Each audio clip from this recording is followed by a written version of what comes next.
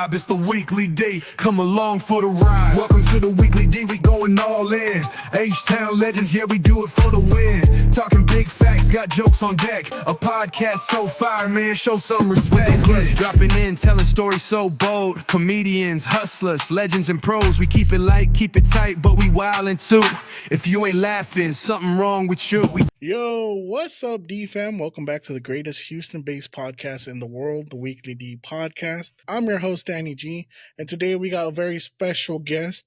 He's an upcoming musician, rapper, producer, straight out of the Houston. You may have seen him at U of H a couple times performing. Please allow me to introduce the new, young, upcoming artist, Mr. Wazii. What up, what up? What's good? Appreciate that intro. That was What's awesome. up, Wazii? How you doing, Manny? I'm good, my man. I'm good. I'm feeling good. I'm ready to chat it up today. I know there's a lot to talk about. Oh, for sure, man. Yeah. So let's just hop right into it, okay? I met you, August of last year. I want to say it was August. My brother-in-law, your friend Brandon, was having his go-away party, and we kind of just like chatted it up with another friend, Samik, which he was the one that introduced me more than Brandon did. I think Brandon was doing something else, but Samik, that dude's everywhere, man. That dude is everywhere. I love him to death, but he is everywhere every time I see him. No, for real. He's a good guy, though, for sure. Oh, for sure. He's solid. Friend. That's for sure. But Samik introduced us, and we kind of just started chatting it up, and he told me that you were a musician, and that you were like working on new projects. I think you had just dropped on Spotify at the time that we met. What have you been up to since then? Dude, I've been up to a lot. I've definitely been up to a lot. I think the song you're talking about, I think it was called Can't Flop, because that was my last release around that time, pretty sure. Either that one or Enemy. I've been up to a couple projects. Music-wise, I've been working on a couple singles that I'm trying to come out with. And for the longest time, I've been trying to work on this new album. Very nice. Trying to put together an album. And I'm trying to like craft it carefully just to make sure like I'm putting in my 100% into it. So I'd say mainly singles and an album on the way after a couple singles. So hopefully that's also going to be there. No, very nice. So like let's get into it, Wazii. I've only talked to you a handful of times. Yeah, and true. I purposely did this so I could get to know you today in a lot better aspect. Like I'm one of those people that if I know I'm gonna have you on the podcast, like I'll talk to you and communicate, but I'll try not to talk too much because my goal, like, I want to be interested while we're talking, right? I don't want to know and have you repeat the same stories over and over, because then it's not natural. Like, you don't get my natural reactions and this and that. Facts. So, like, again, I've known you for a while now, but I haven't really known you. Yeah. So let's talk about it. Like, did you grow up in Houston or where'd you grow up? I got like a whole story for that, but I'll tell you that is true. Cause I remember when we talk about it, we're like, we got to save some of this for the interview. Yeah. So no, for real. And I respect that. That's really cool. So I grew up like, I was born in Houston. So I definitely grew up like early ages in Houston, but I left Houston like at the age of like 3 or 4, pretty young. And I moved overseas. I went to Saudi Arabia.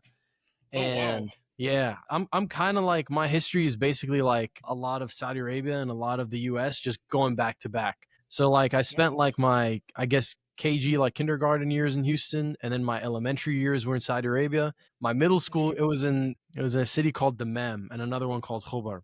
If you know, you know. And then I also moved to like around middle school, I moved to Atlanta, Georgia. That's where I really got into music, actually. Yeah. Okay.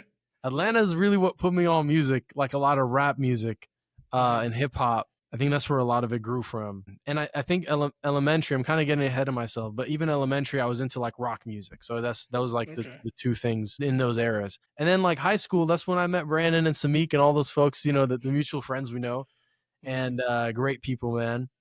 That was back in Houston. So I kind of made a full circle. After Atlanta, I actually went back to Saudi. To give like a roadmap, Houston, Saudi, Atlanta, Saudi, and Riyadh that time, and then back to Houston, like a full circle. Damn, that's And he, crazy. yeah, It's here a I lot of am places today. to move to. I thought I moved a lot Uh, as a kid, but you went no, overseas. yeah, yeah. It was a lot of moving for sure. I think at the time I didn't really notice it because I was like in Yeah, the motion side, you know. But when you look back, it is like, oh yeah, kind of every couple of yeah. years it was like a different friend group. But it was So, kind of what cool was it though. like going to Saudi Arabia in like middle school? So it was so for me, it was in elementary, and for me, it was pretty cool, you know, pretty easy. I think like because you know I'm initially Egyptian, like that's my Mhm. roots, and to me, moving to Saudi Arabia was like everybody already speaks like Arabic. I already English was always my first language, but it took me a while to like get used to Arabic. But Mhm. it just still felt like the same culture, you know. So it's always felt Okay. for me as long as I can remember that the US and overseas has always felt like home to me, regardless of Okay. which city it is in specific. I think that it was always for other people to adjust to seeing someone not specifically from where they're from. Uh-huh. That's where the adjustment took place. For me, it Okay. was just like, sweet, a new experience. For them, it was like, who is this guy? Why is he not from where I'm from? Stuff like that. Yeah. So, So, did you have any challenges though, like with language and stuff? Because reason I ask is when I was a kid, mm, I did kindergarten in the U.S., right? So, mm, hold on, let me backtrack. I grew up with two Spanish-speaking parents. mm, Okay, they had migrated to here from Mexico. Like my dad swam from Mexico to the U.S., got his papers during the Reagan era, I believe. mm, And then my mom, she crossed the border through the desert in California, like from Mexico to mm. California. She spent Wow. 3 days in the desert, 3 nights, like just to get to the U.S. She started the process to get her papers right before I was born. Mm, And the issue I had was like I grew up here in the US with Spanish speaking parents, so I only knew Spanish up mm, until I went to kindergarten. mm, And then I struggled to learn English, but I learned English in kindergarten. And then in first grade, we moved back to Mexico temporarily because my mom was fixing her documents. mm, And then I came back for second grade and I couldn't read in English. Like I struggled to learn how to read in mm. English and stuff because all I knew was Spanish. Yeah. So, did you have any challenges like that where, especially with language, I think that's the easiest thing that to get all mixed up as a kid. Yeah, yeah. Well, first off, I'm glad that things worked out. I'm glad the papers are straight. That's awesome. And also, Hmm. yeah. So it sounds like Spanish was your first language. Yeah. Yeah, yeah. I mean, did you ask me like did I have any language issues? Yeah. Or like any challenges for moving back and forth, because I mean, there's two different predominant languages. For sure. Um, Yeah, yeah, for sure. Because when I like even to till today, I speak English better than Arabic. I'm still Hmm. pretty fluent, but even if I were to, speak to someone that their first language is Arabic, they'll immediately like ask me like, where am I from? That's always what I get whenever I go to Egypt. They're always like, where are you Hmm. from? I'm like, I'm from Egypt. And then if I really gotta get into it, I'll be like, but I don't live here, and et cetera, et cetera. And then, it gets into that kind of conversation. But for me growing up, like the language barrier hasn't always been a complication. It wasn't like language itself hasn't been a complication. Sometimes culture differences has been a complication. Language has been more of like I'd say I was lucky to have like the friends that I did growing up because like they were always like accepting and Hmm. we didn't like if we did poke fun at each other, it was like a mutual like comedic way. So it wasn't ever like I always felt like I did have the friends that we could bounce back off of one another, even though we didn't have the same culture. So even though I had like friends that were like really Saudi, like they're only Hmm. born in Saudi, all they know is Saudi Arabia, they still were very open to like learning. All right, how am I? And I'm open to seeing like how are they? Hmm. What's our differences? And we're able to like basically connect on that. So that it was more of Gotcha. a connecting thing than it was a distancing thing.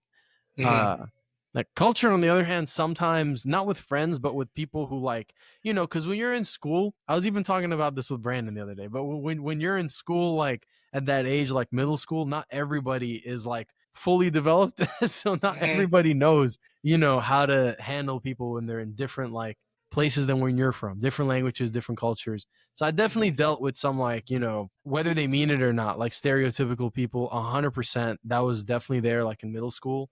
Hmm. Not so much in Saudi or anything like that. It was more even when in like Atlanta. Atlanta was like the most like Where are you from? Oh, that's where is that? That sounds different. You know, it never really got to me though. Yeah. I don't think it's easy to knock me down like that because to me it's just like, oh, that's the energy they're bringing, not the one I'm bringing. Yeah. You know, yeah. It was an experience though for sure. Have you I dealt like with that. something like that? With cultural differences, I did, especially moving from California to Texas. Like around right before I started high school. It was just culturally different. Like California's fast paced is boom, boom, boom, boom. You know, no one's really like a friend. Like everyone's kind of like two-faced in California. I hate to say that, but like there's a lot more people in California that will pretend to be your friend rather than actually be your friend, right? I see. And as for Texas, like everything's a little bit slower. People tend to be a lot nicer, but it was also the first place I experienced actual racism, right? Because like especially when I was in high school and out of high school, I became a diesel mechanic, and I worked for a tractor company, and it was like a culture shock, one, to me, you know, having to work on tractors, but two, like it was the first place I actually got called, you know, stereotypes. I got called different things by customers, and I had customers that would refuse to let me work on their things just because I was Hispanic. Wow. You know, That's insane. Yeah, and you know, luckily I'm one of those people that you can talk shit, it's not gonna bother me. You know, if anything, it's gonna drive me to be better. And that's exactly what happened. It drove me to be the best mechanic possible. So when those same people will be like, "Oh no, I don't want that being or touching my stuff," I'm like, "All right, take it to the other guy, and when he fucks it up, I'm gonna charge you twice." Facts. I was like, that's what it is. Flip you know? it right back. Yeah. Yeah, and I mean, I grew a very good reputation as a mechanic, and I had a lot of camaraderie with the same people that at first didn't want me touching their stuff, are the same people that still call me to this day after I haven't been a mechanic for like 4 years. Wow. They still call me like all the time. Hey, can you come help me out with my tractor or my construction equipment, whatever it is? Yeah. So you know, it taught me to have tough skin and also like not be afraid of challenge. And also not let people, you know, bring you down. You have the power to write your own story. That's what I took from it. That's amazing. I'm glad that that's how you took it, because that's you gotta walk, like you win when you walk out of those situations on top. When you walk out on your own terms, like not everything that happens to you has to be what it is. It's you can turn it, you can make it. It even sounds like you kind of converted that guy, because if he's, you know, he started out not even trying to like talk or not even trying to like collaborate. Now he's, you know, always reaching out. And you know, whether or not you choose to help at that point, it's completely up to you. But I mean, like it's almost like converting that negative energy into something positive, like taking that thing and kind of by doing right by yourself, you're like setting an example even for other people, you know, so they get to see, oh, it's maybe it doesn't have to be that way, you know. So I really respect that, and that's honestly inspiring, 100%. Yeah, I mean, I just, you know, I at that age especially, I was like, I refuse to let people hold me down. You know, I was 100%. like, I'll be better than what your expectation is, and you know, we go from there. I was taught, you know, that's how you win people's respect is you prove them wrong. Let them talk all their shit. Let them have their judgments of you, and you just prove them wrong. Definitely. Actions speak louder than words. 1,000%. I couldn't agree more.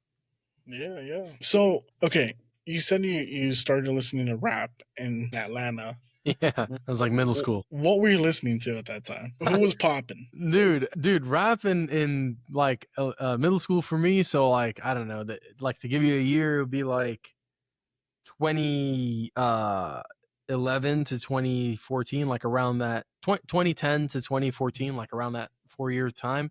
I was listening to like OG Drake. I was listening to some Wiz Khalifa. I was listening to some Juicy J. I was listening to, I think, 2 Chainz for sure. I was listening to 2 Chainz. Even me and my cousins would turn up to some 2 Chainz. It was fire. Yeah, Nicki Minaj, Lil Wayne, like the whole Young Money, Cash Money squad, like that was fire back in the day. Like, still like GOAT status today, in my opinion. Like, they're fire. And it's funny because I used to listen to like the bars Drake, like the OG bars Drake, where he's dropping Dude, bars. that's the only Drake I listen to. I don't listen to any of his new stuff. I refuse to. I won't lie, man. I'm kind of I have an issue with like rap music today. Period. So like it's Oh, for sure, yeah. I got something to say, but like just at that time I was listening to the bars, but the funny thing is none of them made sense to me. None of them actually synced into my mind. None of them clicked. I was listening to all these bars, and at the time I was even listening to rap music. I was always listening, but I wasn't the meaning didn't click because I wasn't Gotcha. comprehending the bars. I was like, oh, this sounds cool. This flow is fire. This beat is crazy. Oh, I was also listening to Future for sure, like Future Yeah, 100%. yeah. Did you listen to 3 6 Mafia, or is that I before listened to his some time? 3 6 Mafia for sure. Yeah. 3 6 Mafia's heat. I definitely like 3 6 Mafia. Can't say I know like all the songs, but I know a couple bangers. But I mentioned Drake because all those bars like kind of passed me. And now when I'm older, I listen back and like none of them passed me. I'm like, They hit. they hit, dude. He was him. They hit. And I was like, when I heard that stuff, it's funny because I'll recite the lyrics. Like I already know, not just Drake, but 2 Chainz, all of them, Lil Wayne. Like I know the lyrics by heart because I listened to it so many times back in the day. And like today, I'll catch myself saying some lyrics and I'll be like, this actually makes sense. And I didn't even listen to the song again. I'm just reciting it out loud. I'm like, wait a minute, I've been saying this for years, and this is what he's referring to. So it's kind of crazy. But I used to also listen to the OG Drake, like the singing Drake. I won't lie. I know there's not a big market out there, but at the time, I was the market. I was listening to that. That was dope. Okay, nice. My favorite thing about that era was Wayne when he was about to rap. You'd hear the lighter pop open and then flick, and that's when you knew that song was about to be fire. Like whatever came Yeah, out of his mouth was about to be fire, dude.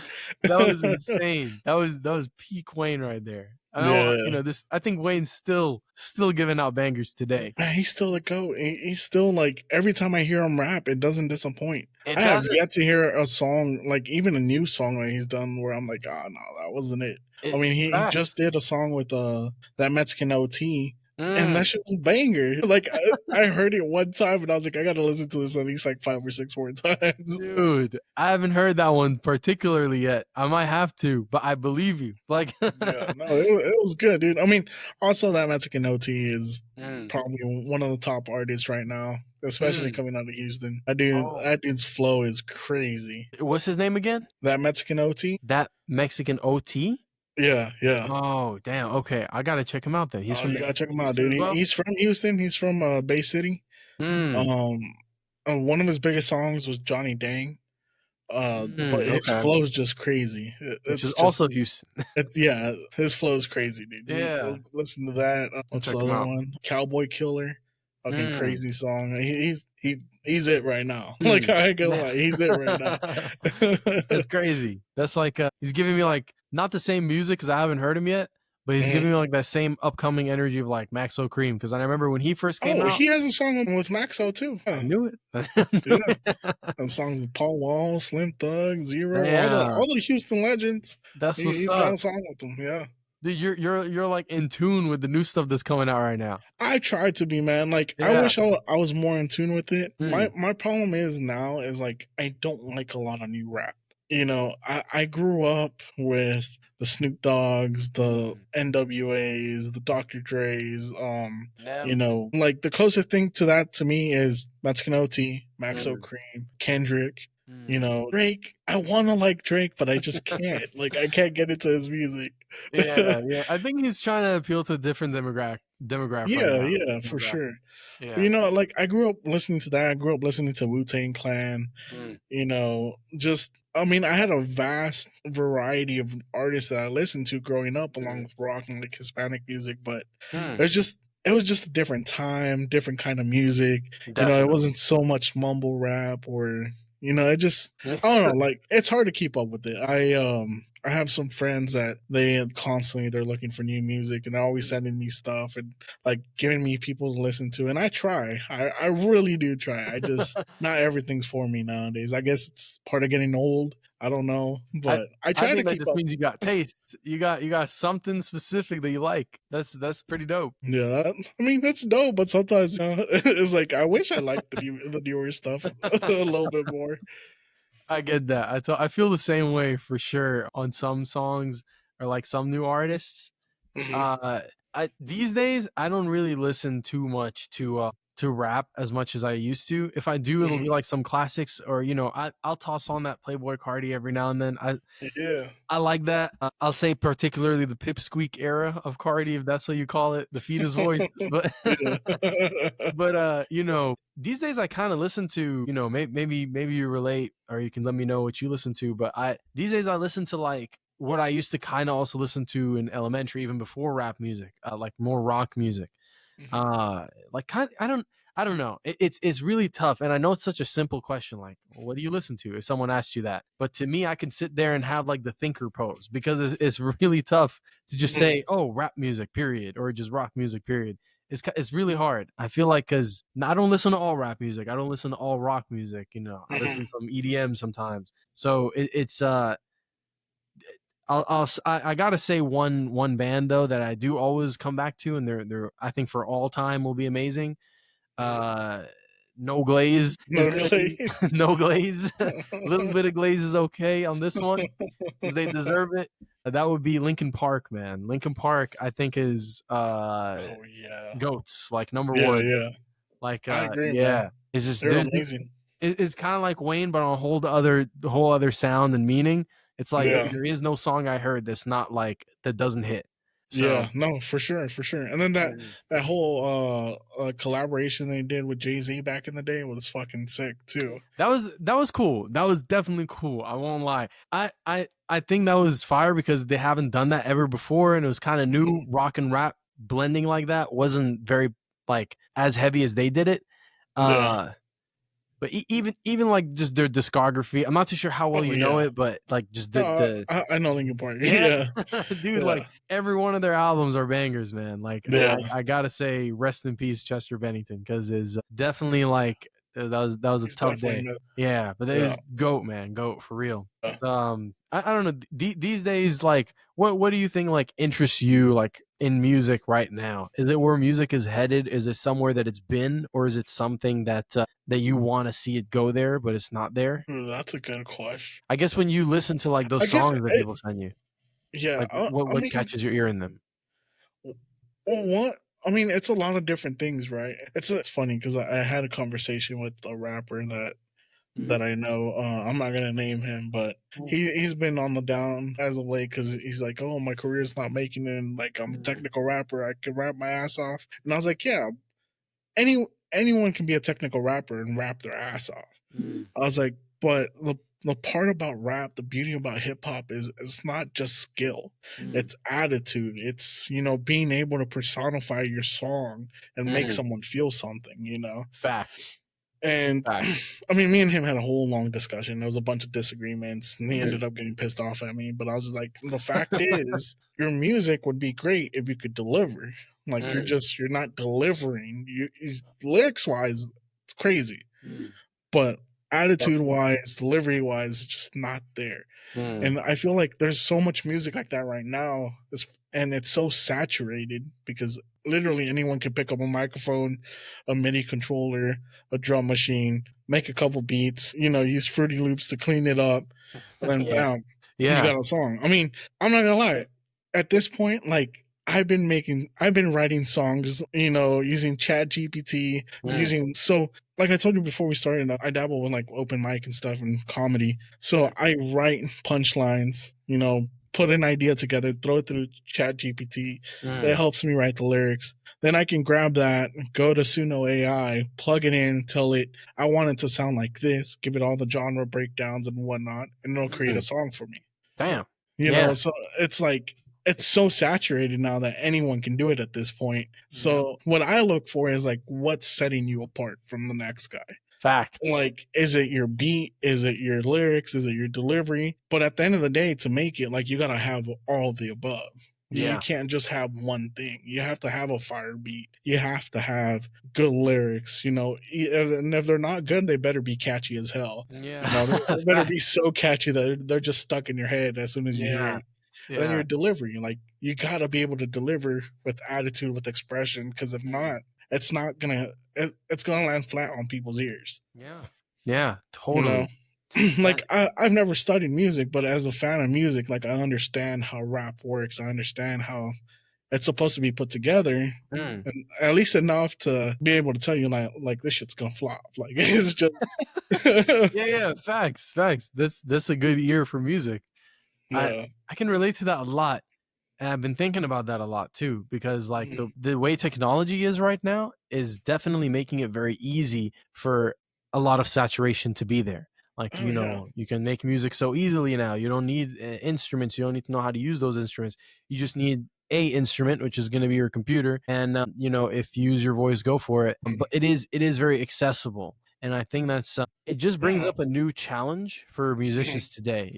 I feel like to me, like my headspace is more like I don't want to do what anybody else is doing. I kind of want to like not pay attention to what's going on. So I in a specific way to where I just fall into my own frequency and I don't need to worry too much about, because if you do everything that everybody else is doing, you're using the same tools, you're doing all these things, you're gonna end up sounding the same or coming from this. You're not different enough in your like music. Like for me, what really catches my ear, like everybody can tell me that this is whack, this is not good music, this is horrible, but I will stand for it if it sounds different. Anything that sounds different, even if it's not good, like yet, to me, instantly is like a musical turn on. It's like my attention's there. Not, you might have good bars, and but if you sound like everybody else, like the flow is nothing that new, the voice itself is nothing that new. Because again, like you said, there's so much music, so it's like, and that even in my own musical journey, I'm always like, I want to always push that limit. Like it's a place that I can't really say in words because it's more of a feeling. So I can't really, once it's like tangible, I can be like, all right, yeah, it's called this. It's called it's like when mumble music came out, it was kind of new. People started calling it mumble, but I'm pretty sure like before it was actually mumble music, you didn't call it anything. It was just like that's just me expressing my feelings on that mic in the way that I do. And then mumble kind of like it evolved into a lot of the rap that's here right now, like the more melodic stuff. So Which I kind of mean, yeah, go ahead. same thing with like T-Pain. He was one of the first to use auto-tune. Auto-tune, yeah. And then the trend started. Yeah, it started some crazy stuff, like a whole trend. I'd say a lot of pioneers in that is definitely like T-Pain and Lil Wayne, and I think even Playboi Carti right now is kind of like you see a lot of basically copycats. I don't like that word, but like basically like a lot of similar influences. Yeah. Yeah. So I mean, people hop on the trend. That's what it is. I mean, it's just like when Travis Scott, what song is it where he completely has a beat change, like just dead in the middle of the song? Yeah, and then after that, there was a couple different people that tried to do the same thing. It didn't work. They were copycats. It wasn't original. It doesn't exactly. It's not original. It's like I do remember that era because I was making music with a lot of people at that time, and like a lot of like friends and people who want to make music. That's a whole story right there. I kind of like had my house was like the studio. So I remember like when that song came out and everybody was like, "Oh, look, there's 2 beats in one song." Everybody was trying to do that, and I was like, "It's cool, but like it's not gonna hit this." It's like you've already seen that movie. Watching it for the second time is not gonna hit like you first seen it. You know? So the secret sauce is really coming up with a new sauce. Yep. Yeah, no, I agree. I mean, it's just like comedy. Once you tell a joke once, people don't want to hear it again. They already know the punchline. You don't get the surprise, the same reaction. Yeah, for real. For real. You know? So I definitely understand that part. So with all that being said, would you say that Atlanta shaped your music that you make now more than Houston did, or did you pick a little bit of influences out of both of them to kind of get where you're at?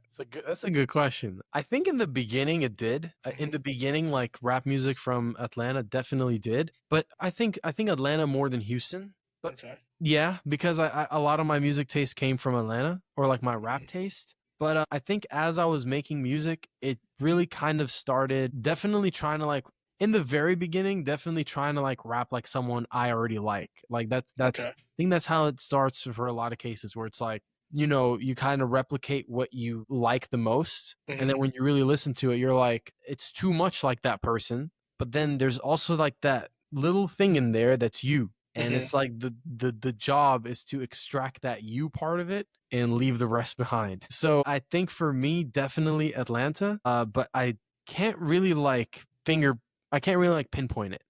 Mhm. Because to me, it's always been like a feeling rather than a place or a specific word. This might be a Okay. BS answer. Like I'm not sure how good this answer is, but to me, like honestly, it feels more like a feeling where the music comes from. I don't really know where it comes from, but Okay.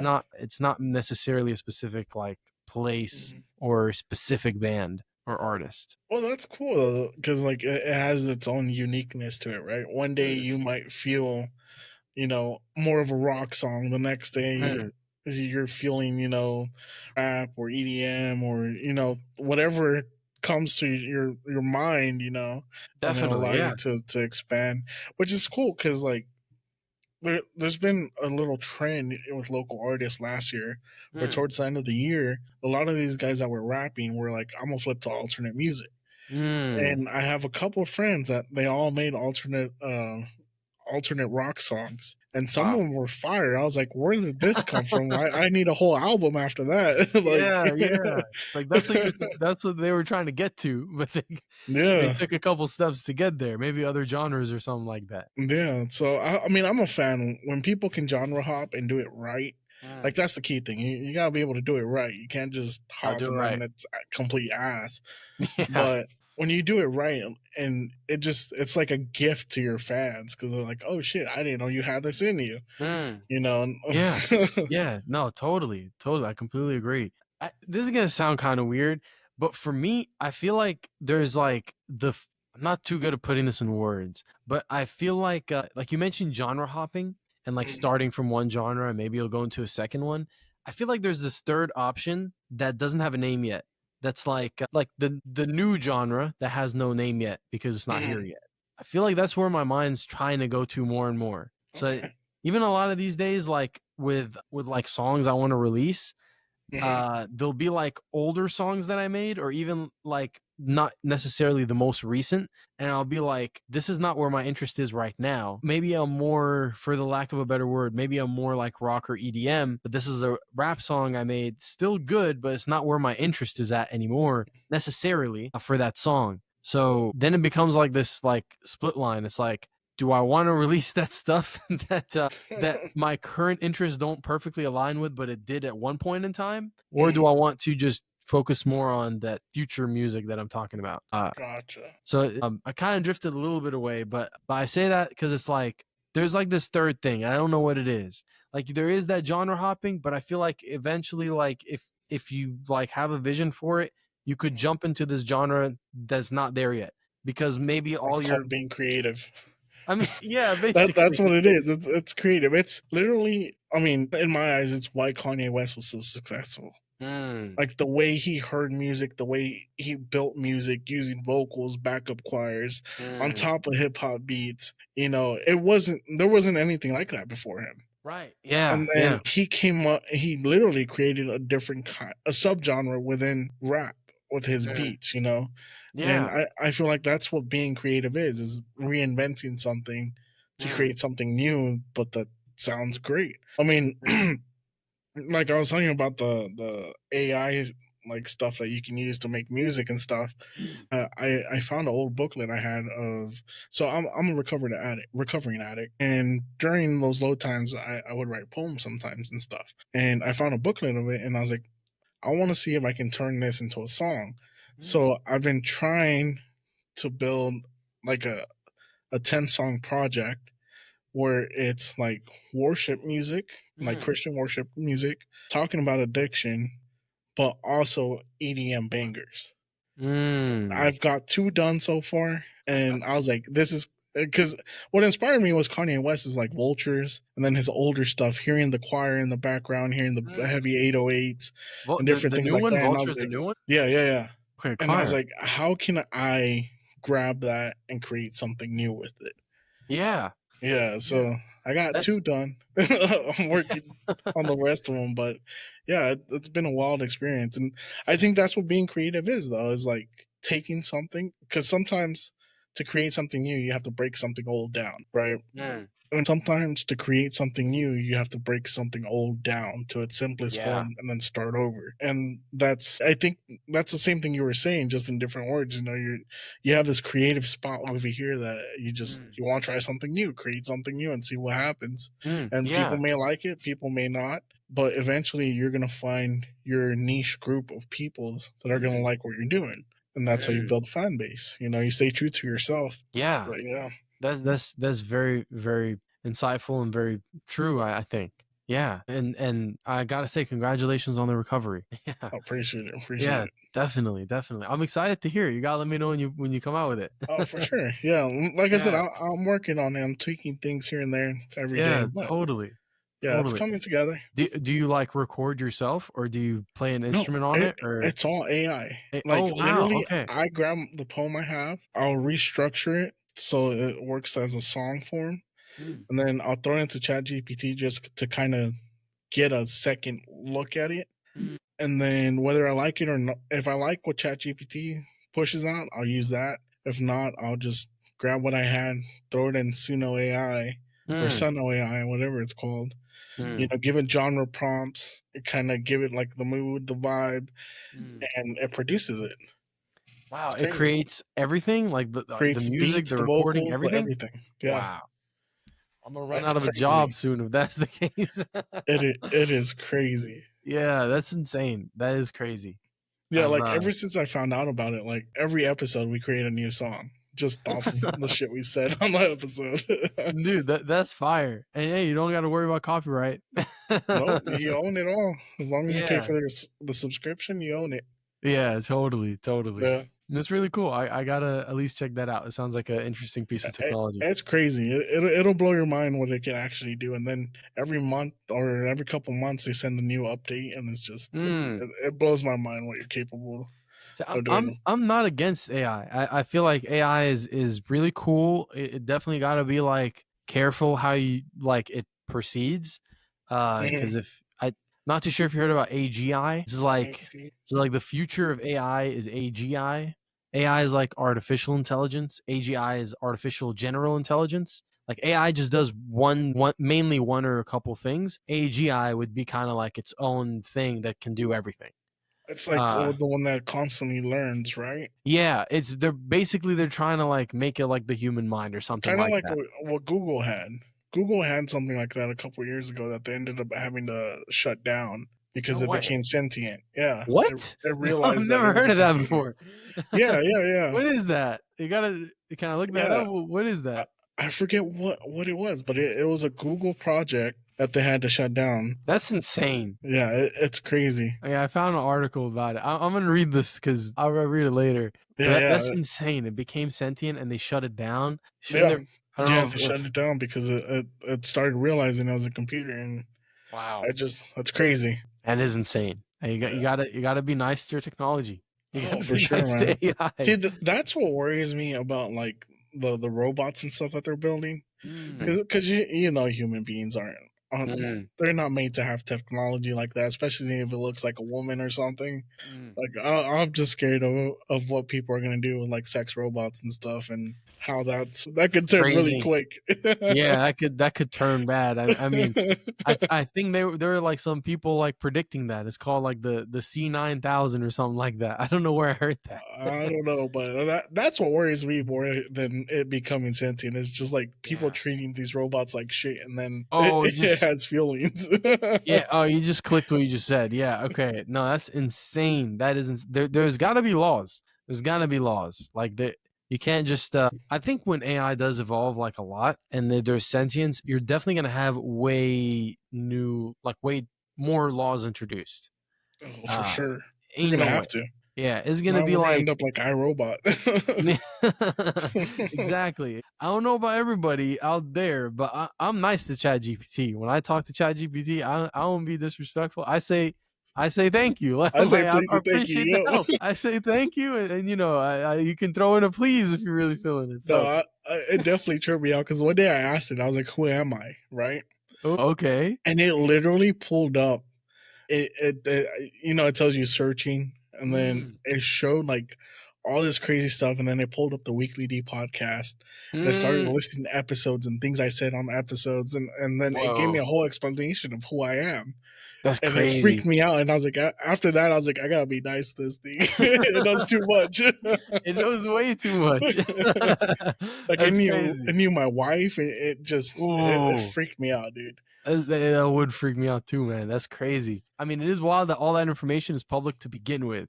If I'm Oh being yeah, honest, like, yeah. You pay a couple dollars, you can pull up anything you want about anyone. man, that is insane, Like man. That is literally insane. $10, I think. You can pull up someone's That, full profile. that is crazy, dude. I feel like that stuff needs to be under wraps. Is too free out here. No, you ain't kidding, man. Yeah, dude. It's wild. Yeah, Yeah, gotta put respect on that AI. for sure. Yeah, Put yeah. respect on its name. No, for Oh, that's real. crazy. Mm-hmm. So, Wazzy, who's your favorite artist right now? Like, who in specific would you say is your top? Let's say top 3 on your Spotify. Oh, first things first, I don't have a Spotify, but Okay. I listen to Damn. all my music straight off either the YouTube app or the Safari browser. Okay. That's my choice. But or SoundCloud. SoundCloud's cool.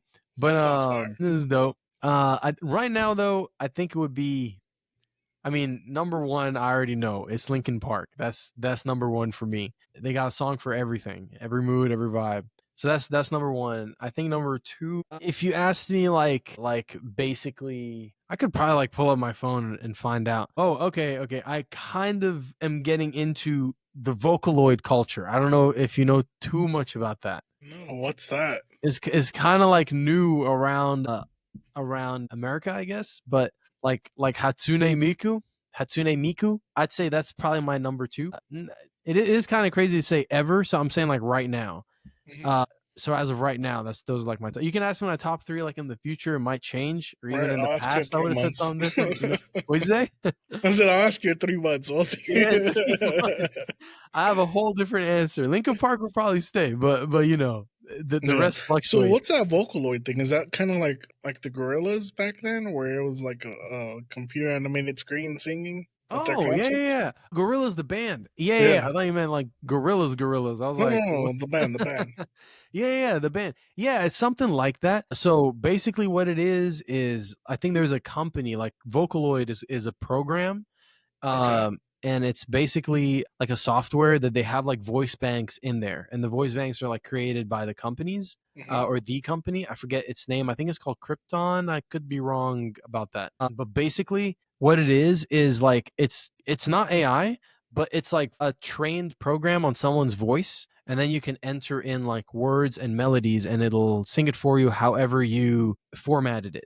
So, you know, there are like producers out there who are, I think one of them is called Deco, I think 27 or 28. I'm still new, so I might be butchering the name of it. But there are like famous producers out there who are known for, or there are producers out there who are famous for making like really good Vocaloid music. So they'll like produce the beat, and it could be like a rock beat or something. It could be a techno based beat. It could be EDM, some maybe a rap, but I haven't seen too much of that, like 808s. And they would basically make the voice on that Vocaloid program, and then they'd mix it all together in there, or on their DAW if they want like their own program. And yeah, basically if you look it up, it's pretty cool. Like you're basically listening to a character who's designed from the company, like the way they look, but the actual music is made by the producer. I think like a lot of the reasons they use it, or a lot of reasons I heard, is that if you're a producer and you don't have an artist, someone to like record vocals for you, and like particularly maybe like really high vocals, high pitched, then you can use this program to make that happen. But I just like the sound, I like the character, and the thing that's really cool about Hatsune Miku in particular is that it's not a single person or a single style. It's kind of whatever the creator of the song wants that song and artist to represent at that point. Oh, that's crazy. Yeah, so you can find like a Hatsune Miku song that is about or not even just Hatsune Miku. You can find different Vocaloids because there's different like characters. You can find one that talks about how hard life is, and then you'll find another one that talks about like how everything is awesome, and there's everything in between. Okay. And yeah, it's really cool. It's definitely cool. Yeah, one of the ones I like right now, which I actually went to a Miku concert, and then someone there like kind of put me on some of their songs. My favorite song right now is called "Hello Worker," and I think it's by one of the Vocaloids called Luca instead of Hatsune Miku. It's kind of a lot of information to throw you at one time, but it's a pretty cool culture, and it's kind of different than a lot of the stuff that's happening right now. So it catches my attention. Cool. No, that's awesome. I've never heard of it. Then that's really like interesting. I'm gonna have to look more into it. No, definitely. I can send you a song if you want after this. Oh, for sure. Yeah. It's pretty fire. Do that. I want to hear it. Like, I'm just curious. I guess it's more of a curiosity thing at this point. Yeah, what it actually sounds like and what they can do with it. That's really cool. Yeah. For my third, by the way, a third artist, I don't know who that would be. You don't know? Too many? maybe Playboy Cardi, but I'm not too sure. I love Cardi, man. I love Cardi. Again, there's like specific things I like about Cardi. So it's kind of hard to say like the entire discography. I kind of got into him with that whole lot of red scene. And that high pitched Cardi was pretty inspiring. Okay. Yeah, I'll say Cardi. All right. Yeah, I'll say Cardi. Cool. Top three. Cardi's dope. Top 3. There we go. Yeah. What's your top 3 right now? My top 3 right now. Oh, it's kind of tough because I've been flipping back and forth through so many genres as of late. I would say, without thinking too hard about it, I'm gonna say Jelly Roll, that Mexican OT, and my third, that's the tough one. What have I been listening to? I've been listening to 50 Cent a lot. I don't know why. I went back to like Many Men. What was it? Get Rich or Die Trying. Yeah, I've been on one playlist a lot. That's a dope era for 50 Cent. For sure. Yeah, for sure. That's whole G Unit era. Yeah, I've been dabbling with that. Lefty Gunplay a little bit. He's an LA rapper. I always revert back to like New York rap for some reason. Like, 50 Cent, Wu-Tang Clan, my favorite rap group of all time. You know what? Wu-Tang Clan should have been number 3. I listen to them all the time. Yeah. Every day before I go to work. I'm listening to Cash Rules Everything Around Me. Cream. That's pretty dope. Yeah, you got to put them on the list if you've been bumping them for a minute. Yeah. So it's going to have to be Wu-Tang. Fire. Can I change one of mine? Okay. I take back Cardi. I respect him, but I take back Cardi. I'm actually gonna highlight an underground artist that I think is awesome. Love to work with them one day if possible. Her name is Critternet. She's I don't know if you know her, but she's underground. Critternet with Critter with a 1 instead of an I, so it's like C1 TTER. Bangers, man, bangers. I listen to Critter every chance that I get. Sounds familiar. Just dope. I want to say the album too. I want to say she's one of the people that got sent to me to listen to recently, because I know I've seen that name.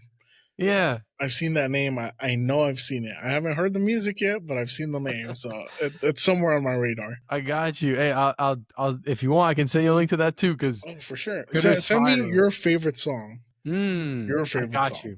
I don't care what other people's favorite song. I want to hear what your favorite song is. I got you. I'm already thinking of like 3, so I'll have to pick one. Awesome. Hell yeah. I got you. Yeah. Well, on there. Let's take a quick break, Wazii, so I can tell our listeners about our good friends at Tabs. So this Memorial Day weekend, we're honoring the real American traditions, grilled meats, questionable pool decisions, and staying ready for any late night fireworks. That's where Tabs Sex Chocolates comes in. Whether you're posted at the barbecue or posted up in the bedroom, Tabs is here to make sure your flag stays waving nice and high. With clinical tested ingredients, it's your secret weapon for long weekends and even longer nights. So remember, Tabs, keeping you at full staff and your girls back arched, just like our founding fathers intended to. Go check out Tabs, use promo code LOVE231690 for 20% off your order. Again, that's LOVE231690 for 20% off your order. Alrighty, Wazzy. So 100%, that's fire. 20% off your order every time. It works every time. I've ordered like 4 times and it still works. You tried it? That's dope. Oh That's yeah, fire. I wouldn't tell anybody about a product that I haven't tried. That's That very respectable. that's just that's just me. But with that being said, times is always an indicator that it's time for our clip of the week. And this week, since you were going to be on the show, I decided to search for something that Wazzy's in, and I found this on your Instagram. So Oh, no. Am I going to be able to see it? yes, sir. You'll be able to see it I'm and curious. hear it. I'm curious. I haven't seen this yet. Oh, Alrighty. Does this look familiar to you, Wazzy? that looks too familiar. All right. So before I play it, where were you at? Because it looks like a U of H campus show. Am I Yes. close? No, you're spot on. You're spot on. This is definitely UH. This was University of Houston. I like took over the stage outside and just did my thing. I think I performed like a couple songs at that time. So, some of them a few times because the crowd was liking them. I think this was one Oh, of them. nice. So All yeah, right. this is UH for So let's sure. go and play the clip. Let's do it.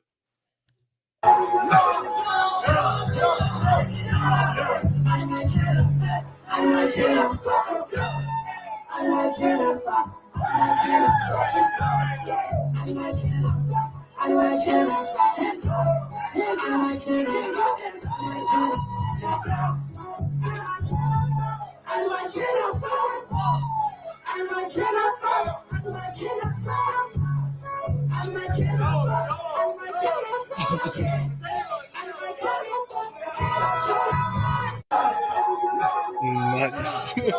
Doing my little bounce going in there. Yeah, man. Look like everyone's feeling it too in the crowd. What was Hey, that like? respect. Was that one of your first performances, like in person? Dude, that was one of my first. It's not my very first, but like definitely one of my first performances, early performances. That was that I didn't even have a set list going into that. I just kind of like I was like I was like this is like I was feeling it. I was just like on a spontaneous thing. I was like I've been trying to perform it for a minute and I just one day was like, all right, this is the day. Let me do it. I like got my own equipment. Oh, okay. Yeah, I like that same day I went and bought that speaker and I got this microphone as well. No, actually I got this for my next one. But anyways, I was actually using my studio microphone, which is right there. Oh, no kidding. Right there. Yeah, I was using my studio microphone. So it was kind of funny holding it like that. Yeah. Because it's not a mic like this, it's a mic like this, and like you speak into it this way. Yeah. He's like supposed to not even touch that mic when you're recording. So, yeah, that was cool. I bought all of the equipment. I just pulled up right on the spot. I was like, I'm feeling this song. Let me do that song. I'm feeling that song. I'm gonna do that So song. did you announce it before you did it, or you just No. pulled up and just started performing? No, this was like a very spontaneous thing. I was like, I'm not gonna wait around. I'm ready to perform. I'm feeling it. This song is dope. I just put it out recently. I'm gonna go do that. And I did it. And in the very beginning, because I didn't announce anything. It was just pull up like and perform. And I definitely got permission from like the university like to make sure it's okay. But so it wasn't just a free pull up. But I didn't let anybody know that I was performing. So not even my friends.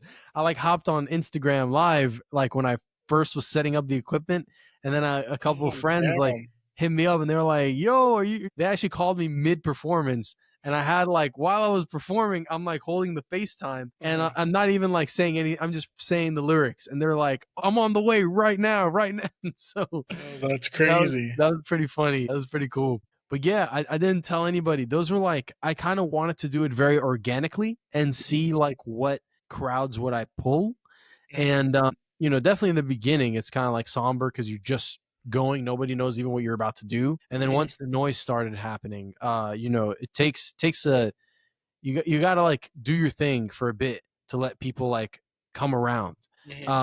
So after a little bit, I remember I have this video of like one person just dancing, and just one person, and they were going all out, and I was like, that's the biggest supporter right there. Much love, much respect, dude. Yeah. And then eventually like a crowd came by. That was the crowd right there.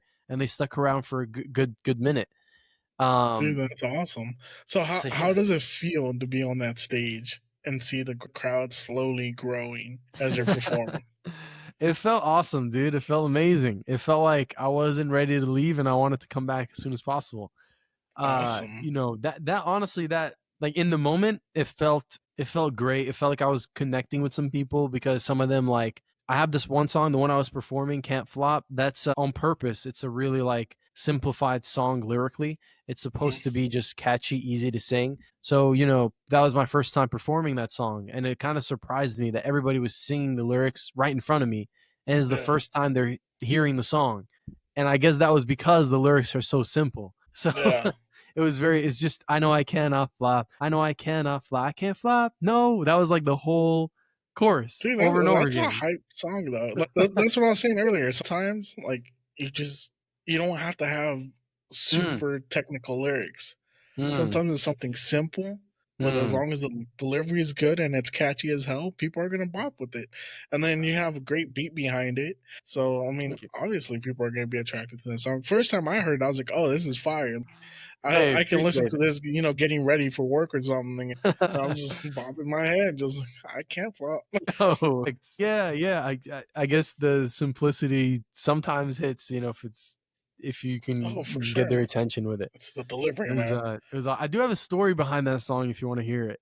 Oh, for sure. Yeah. Dude, that song, the one you're hearing that's released right now and the one that I performed, that's version, I think, like 243 of the song. Holy cow. Yeah, yeah. And you would think, like, why would you have so many versions? Because it's a simple song. Like, it's not that, I didn't like sit and deeply think about the lyrics. I was kind of going Mhm. for a fun direction with that song.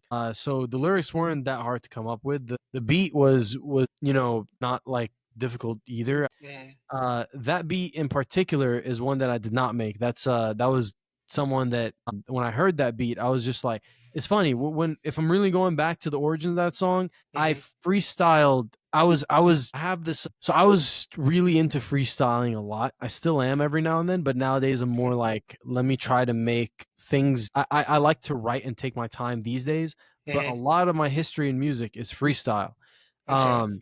And so that song, I was freestyling on a beat. I was recording a 30-minute freestyle, and this was on several beats. I basically started recording, and I went on YouTube, and I just auto played a bunch of beats. And the only reason it was 30 minutes and not longer, because I was ready to go until like 30 my minutes is laptop ran long on.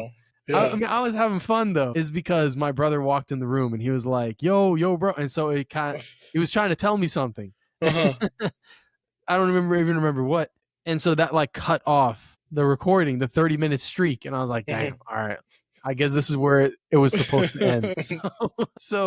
But one of the beats that was on there was the Can't Flop beat. And like somewhere in that 30 minutes. And I remember when I listened to it after like releasing the song, and I haven't heard the OG freestyle, the very first freestyle ever, Mhm. hearing the beat for the first time in like years, maybe like 2 years. I heard it and I actually was saying the chorus in it just by freestyling. I was saying I can't flop in the song the same Okay. way I said it in the release version, even though I didn't really mean to do that. It just kind of Mhm. happened. So I feel like, but yeah, that's how it started. Okay. The reason I wanted to bring up the origin though is not because of that. It's because of I won't take too long on that. Is the reason there's 243 versions is because I was really trying to. This song was an experiment for me. It was more Okay. not. It was not like I'm ready to make this into an idea and just put it out like the songs I did before. It Mhm. was more like, let me not do what I usually do. Let me use this song as my workspace to perfect my process. Okay. So I really just like for years, like for 2 years, I like went back on that song over and over and over. Okay, when I make a song next time, it's gonna be like, oh, I already know how because I already know the process from start to finish. I don't have to stop Mhm. and think about, do I need to do this? Do I not? I already know. Uh, Okay. so it was a very like technical based experiment. Like, okay, this Gotcha. much editing here, this needs this. Mhm. Use these like presets, not preset, like vocal chain or like Mhm. things to put on to give it the quality that I want to achieve. And I won't lie to you, like that was awesome. I think it definitely sharpened the shed a little bit when it comes to like working on songs quality wise, because that was really important to me. Like it helped me become a better musical producer. Whether or not the song is good or not, like the process is what really helped me sharpen like my knowledge on that. But now that I'm on the other side of it, I'm like, there's really, when you make music, you can go about it two ways: a very technical way and a very free way. And sometimes if you're too technical, you might end up doing the same thing over and over again. If you're doing the Yeah. same process every time, you might saturate yourself. And then you get burnout. And you get burnout. And I definitely had that for sure at some point. Yeah. Yeah, you get burnout for sure.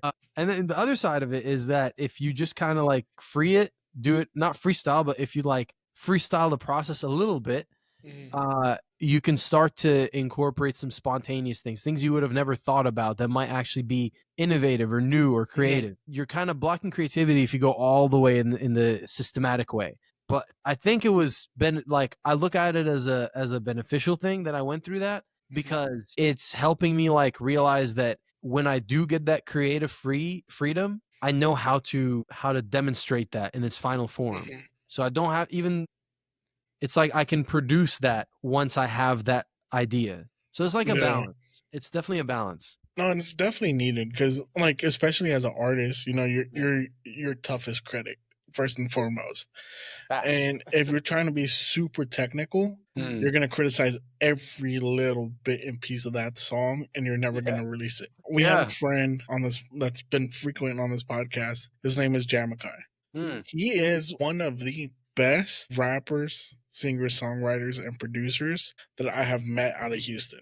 Wow. Like one of the best. Like every time I hear something new from him, I'm like, this dude should be going places like any minute now. Like he's technical, he's savvy with the way he does things. He has great delivery. Like his music is fire. Like every song I've heard him produce and make has been fire.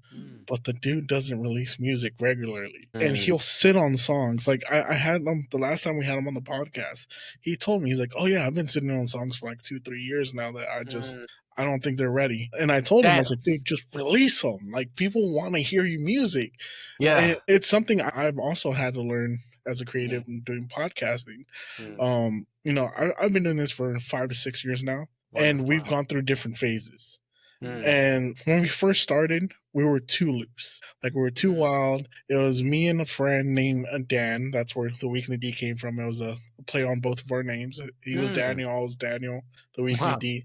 Nice. But we were both like full-blown alcoholics. We would get drunk every night together and then podcast.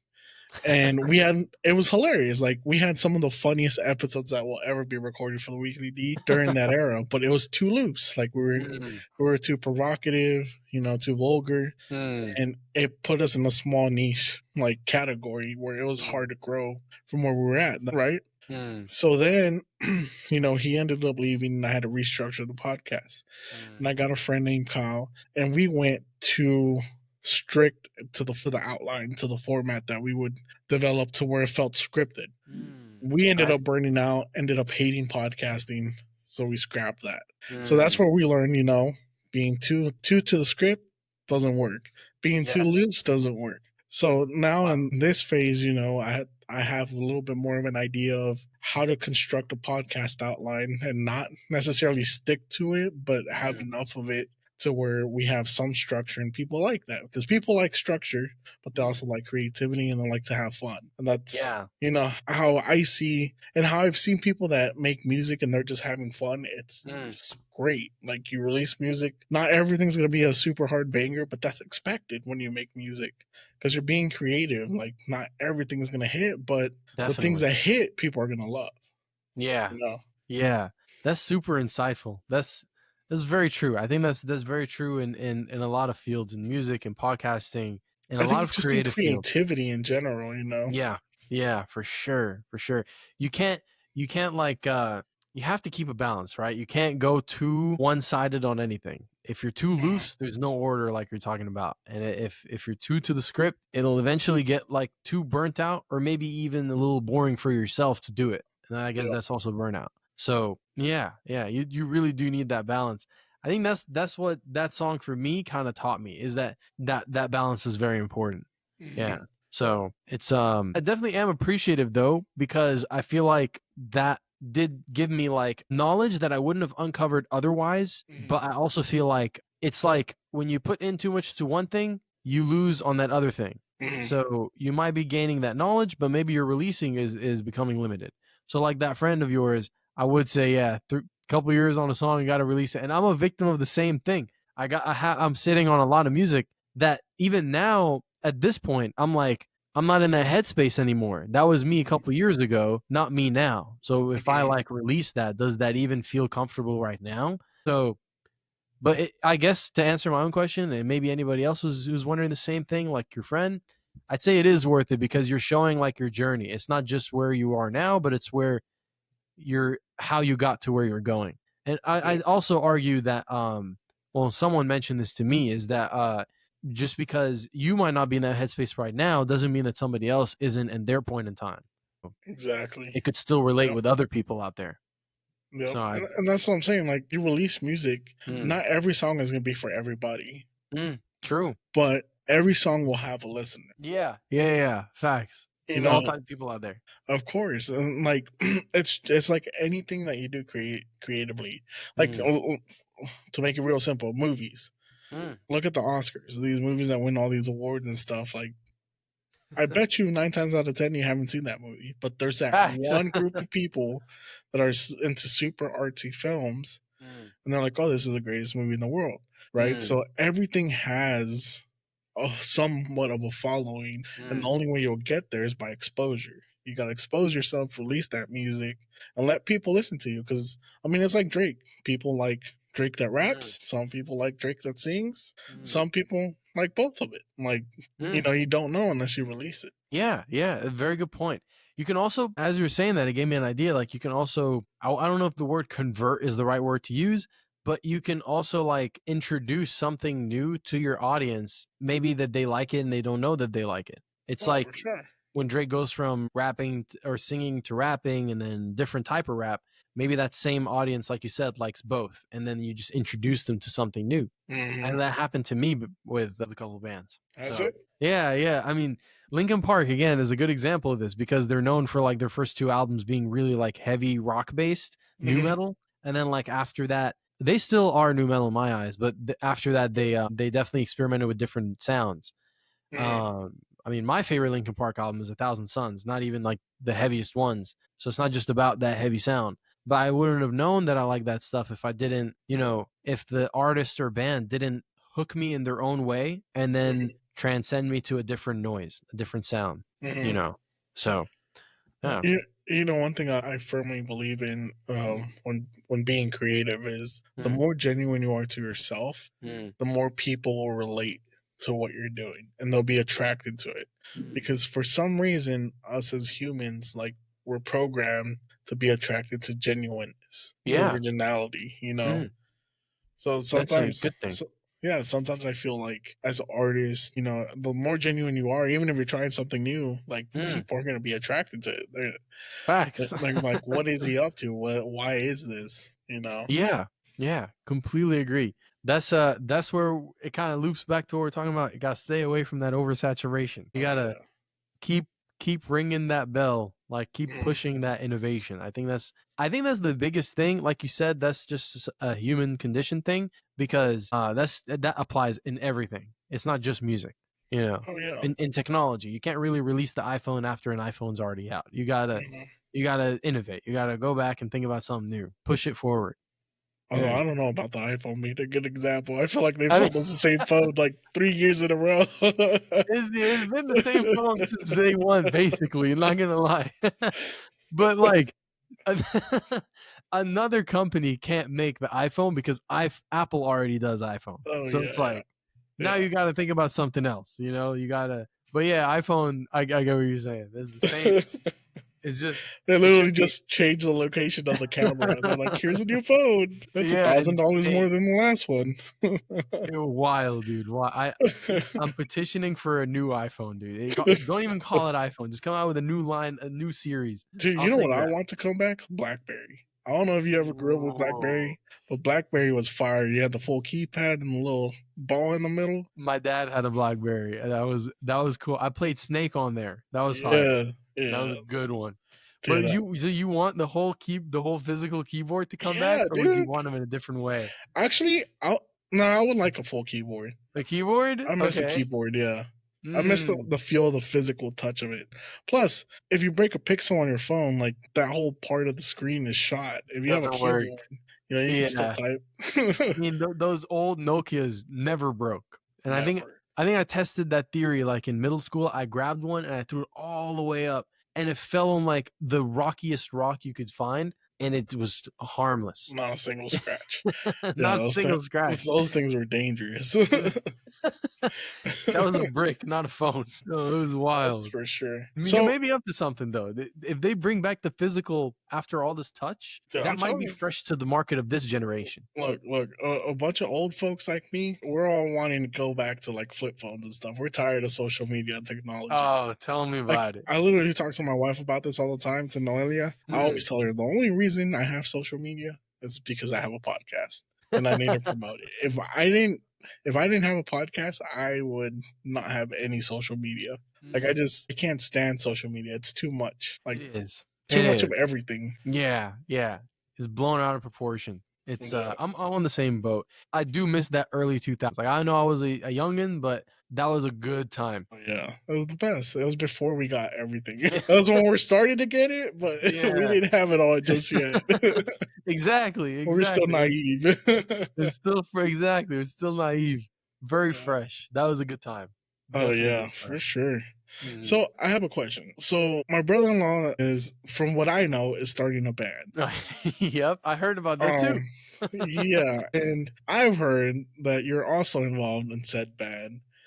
And I'm just curious how this is coming together. I haven't heard about this band. I'm playing. Yeah, this band totally. It's so Brandon. That's my bandmate, and beyond bandmate, that's my best friend. Really, known him for years since high school. It's it's coming together. Do you mean like how it came together, or how it's going right now? How is it coming? Both. Okay. Yeah. Well, how it came together, how it started is I think for me, I've been into music from way before. So like I've been into music since like making music since like 2014. And then when I met Brandon, he knew I make I make music, and in the beginning he wasn't like showing me interest in that he wants to make music or something like that. But eventually, I actually always thought that he'd been playing the guitar because he's a guitarist. And he's a really good one. And, whether he admits it or not, he's very good. So I always thought he's been playing because the way he plays, I'm like, you've been playing for a minute. He's really good. He's gotten really good from when he started to now. Yeah. Like it's been drastic. This has been crazy. Yeah. Huge transformation. And, so the way he plays made me feel like, oh, he's been playing since before I even know him. But it turns out he's only been playing for like a few years. And so I was like, damn, that's just recent, like pretty fresh. And, eventually it was always like something that me and him would like toss back and forth at each other. We'll be like, oh, we should start a band. And he's like, yeah, we should. And he'll tell it to me like, we should do this. I'll be like, yeah, let's do it. And we never did it. It was always just like at a word at that point, just not beyond words. So, he'd always say, let's start it. I'd say the same. And I think we started going to band shows ourselves. Like me and him will go see other bands perform live. And I think that was the catalyst that we needed to kickstart things, because once we like saw it, we're like, that could be us right there. That's us. And so I remember that's when, from our first show that we went to go see with each other, like the first like real one, I think the band that we saw, I'll give them a shout out because they're awesome. They're called Street Lamps. And they're really, really cool. I mean, they were like, got my attention immediately. The singer and the guitarist, the drummer, the bass guitarist, they're all very, very talented. I mean, I walked in, dude, and this guitarist was playing with the cymbal of the drum. You know what I'm talking about? Oh, no way. Yeah. He took that and he was playing the guitar with it. And he even was using his mouth at one point. I was like, bro, this is some Jimi Hendrix type thing right here. Yeah. So that was fire. And, I'd never forget that. But, we saw that and we're like, that we got our word to express out there too. We got our music. So, you know, eventually we did get together, and he was like, we both knew someone from university who plays piano really well. And you know, we were like thinking about, okay, me and him are interested in making this band. I'd like to be the singer and producer. He'd like to be the guitarist, and we both believe that we can do it really well. So we're like, okay, let's try and figure out the rest of the positions. So as a drummer, his brother JP, he's great at drums, really great, and he's getting into it. And we're like, okay, that's someone that could drum for us if they're open to it. And so we're like piecing it all together in our head, right? And then we're thinking about, okay, we also need what are the other instruments that we can add, and who do we know? One of the ones that came to mind was the one that we know from university. He's really good at the piano, like insane. Never seen someone better than him. It's crazy. But he didn't turn up too many times. So, you know, I ended up taking the keyboard, and I'm pretty good at that myself. Not to toot my own horn, but with production, you use the keyboard a lot. So when it comes to coming up with things like that, I consider that a part of my production role. But you know, then the bass guitarist, we have our bass guitarist Mary, and she's an incredible bass guitarist and guitarist. Like, she does amazing, and she's even into singing. So we're kind of like figuring out, like, she's a really good singer too. I mean, her background in coming into music is like really like free form music, like just she writes lyrics, she comes up with like what she wants to convey, and she's really good at playing the guitar and singing at the same time. So we kind of, and I think Brandon was the one who like knew her, and so we brought all these people together, except for, again, the pianist. I just mentioned him because he was there for, I think, like one day. You know, the band is really just us four. It's like me, Wazii, and then Brandon and JP and Mary. So that's us four. And honestly, I think it's a blessing to be in the room with all of them, because I feel like all of them are really talented, and they each bring something significant to the sound. You know, and in terms of, I guess, before I jump into how it's going now, like our first like time getting together, we were like just sitting down, having a good time, enjoying each other's vibe, you know, getting to know one another, and just figuring out like, it's what kind of music is everybody into? What do you guys listen to? You know, that was our first couple sessions, just really like getting to know one another. And thinking, also communicating, like, what kind of music do you want to make? Like, what is a band to you? You know, what's that like for you? What do you hope to get out of it? You know, and just getting to know each other better. And so, you know, we had a couple sessions, we're doing that, and to come up with like your sound as a band, because each one of us are mainly used to working alone and making music. So for a lot of us, it's like our first time working with other people making music. I kind of forgot that that's not necessarily the case for me, because when I made music starting, of course, it was just me. But I do have years of experience working with other people.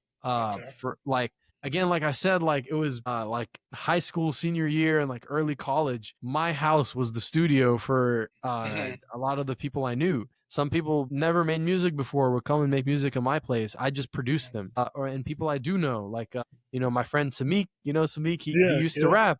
I say used to because he's retired now. Oh, bro! Did you know that? No, I need to find some of his. Yo, that's crazy. Please tell me you have something on recording. Dude, I got a whole hard drive of that stuff. Oh, dude. I'm telling you, like, forget Hatsune Miku and Linkin Park. I'm gonna send you a Samik song. Yeah. I'm gonna send you all of that. Dude, he used to rap, dude. He used to come over to my place and rap. He used to go by Broke Boy. I don't know if he wants me telling a story, but because he's retired, but he's Broke Boy. He's not broke now, or you know, won't be. So maybe he's just boy now, a rich boy. I can't picture Samik rapping. He was good, dude. He was good. We have songs together. We literally do. Some of them are even released on SoundCloud. There's one called Scary October that's out there right now. Oh, dude, I'm gonna have to go find it.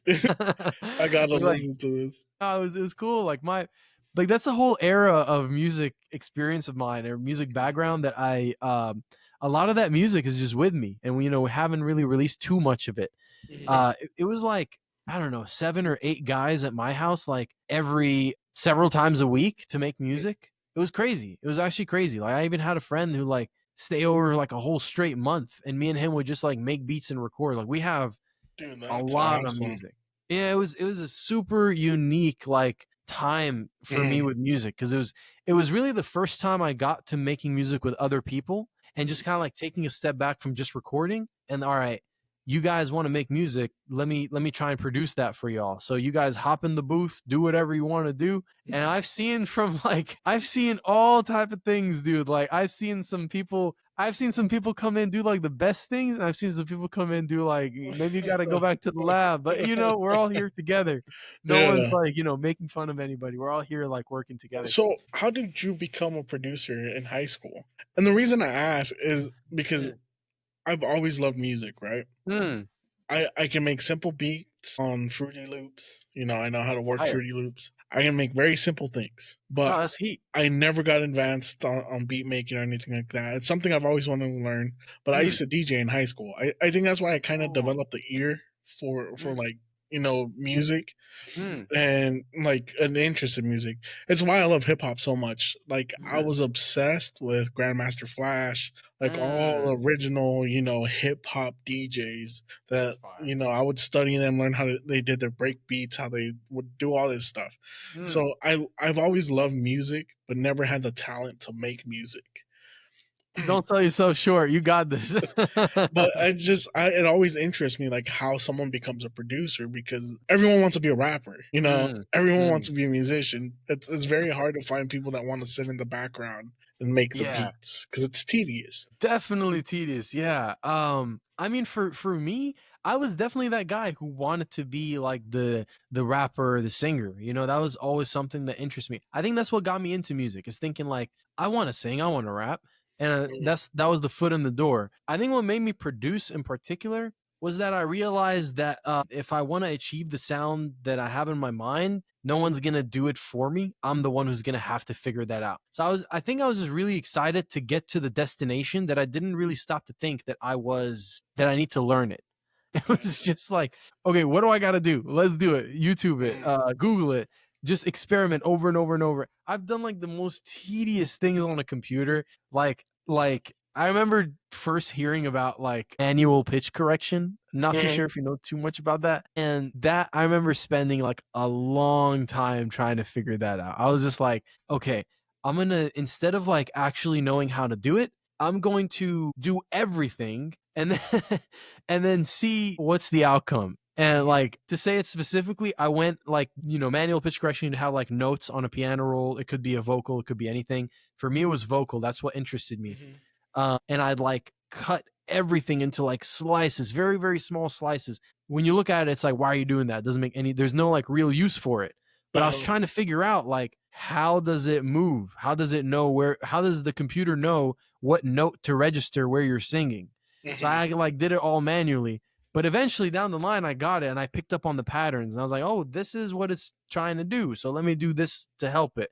But by the way, I'm not too sure if I can hear you. Can you hear me now? I can't hear you. Maybe it's me. Let me double check. Maybe my computer just went bonkers. Let me check some. Should be all locked in. Let me pause the recording real quick. Yeah, I hear you now. Sorry, my computer just randomly decided to switch my speaker. No, you're good. You're good. Nice. But yeah, long story short, getting into producing, I was really just excited about making music, and I was excited about coming up with the sound. When I started, I wasn't making beats. I was more like mixing and mastering. Okay. Very poorly at the time. Yeah, I was about to say that's the hardest part of having a good quality song is the mastering. That's kind of where I started. Like after recording, I was always trying to pay attention to the quality.